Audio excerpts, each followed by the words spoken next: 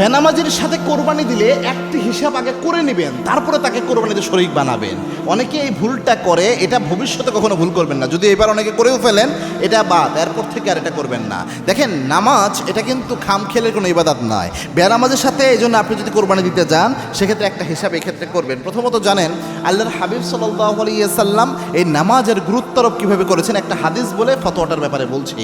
আল্লাহর হাবিব সাল্লাল্লাহু আলাইহি ওয়াসাল্লাম জানিয়েছেন, ফারকুল মুমিন ওয়াল কাফির তারকুস সালাহ।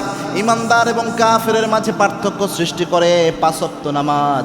যে ব্যক্তি নামাজকে তরক করে ফেলে, নামাজকে অস্বীকার করার মতো অবস্থা হয়ে যায়, ওই ব্যক্তির ঈমান চলে যায়। আবার আল্লাহর হাবিব বলেছেন যে আউয়ালু মা ইউহাসাবু বিহিল আবদু ইয়াউমাল কিয়ামাতি আস-সালাহ। কিয়ামত in the day of judgment, Allah প্রথম হিসাব নেবেন in the day of resurrection, এই নামাজের হিসাব। সুতরাং আপনি নামাজকে খামখেয়ালিভাবে নিলে হবে না। হ্যাঁ, একটা ব্যক্তি এমন আছে যে বেনামাজির সাথে যখন কোরবানি দিচ্ছেন, যদি দেখেন বেনামাজিটা এরকম বেনামাজি, আপনি কোনো নামাজি পাচ্ছেন না, এখন বাধ্য হয়ে বেনামাজির সাথে দিতে হচ্ছে, তো সেক্ষেত্রে আপনার বেনামাজি ব্যক্তিটা যদি এমন হয়, মাঝে মাঝে জুমার নামাজ পড়ে, ঈদের নামাজ পড়ে, এবং মাঝে মাঝে পাঁচ ওয়াক্তের মধ্যে যে ওয়াক্ত সুযোগ পায় পড়ে, সুযোগ পায় বলতে যখন ইচ্ছা হয় পড়ে, নামাজকে একদম অস্বীকার করে না, একদম নামাজকে, যে নামাজ দরকার নাই। এমন দেখবেন কিছু লোক এমন আছে, বলে যে নামাজ পড়ি না তো কী হয়েছে, ইমান আমার ঠিক আছে।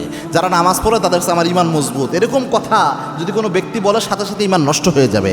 যে নামাজ পড়ে না, আবার লজ্জাও নাই মনের মধ্যে, এবং কি প্রাউডের সাথে এটা বলতেছে যে নামাজ পড়ে না, নামাজের দরকার নাই, ওই যে যারা পাঁচ জায়গায় নামাজ পড়ে ওরকম নামাজের আমার দরকার নাই, এই টাইপের কথা বললে ইমান নষ্ট হয়ে যায়। এই টাইপের বেনামাজের সাথে কোরবানি দিলে আপনার কোরবানি বাতিল হয়ে যেতে পারে, কেননা ওর ইমানই নাই। যদি বেনামাজি এমন হয় যে মাঝে মাঝে পড়ে, মাঝে মাঝে ছাড়ে, বা জুমার টুমার পড়ে, এবং নামাজ যে পড়ে না এই জন্য মনের মধ্যে লজ্জা আছে যে আসলে পড়া উচিত, এই টাইপের যদি হয়, তার মধ্যে ইমানের ছিটাফোঁটা আছে, তাকে আপনি বেঈমান বলতে পারবেন না। সুতরাং এই ব্যক্তির সাথে আপনি কোরবানি দিলে আপনার কোরবানি হয়ে যাবে, ইনশাআল্লাহ কোনো সমস্যা হবে না।